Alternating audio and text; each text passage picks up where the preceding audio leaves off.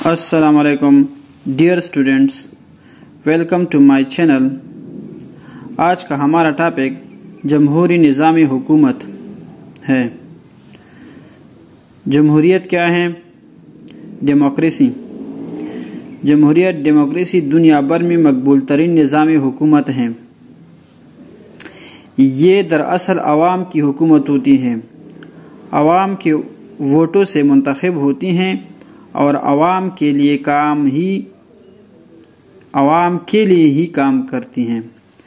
Ibrahim Lincoln ने कहा है, democracy is the government of the people, by the people and for the people. Pakistan एक इस्लामी जमहूरी रियासत है। यहाँ जमहूरी निज़ामी हुकूमत डेमोक्रेसी कायम है, यानी यहाँ अवाम अपने हक के लिए और आज़ादी राय के लिए आवाज़ उठा सकते हैं। जमहूरी निज़ामी हुकूमत चलाने के लिए एक सरबराह या लीडर की ज़रूरत होती है।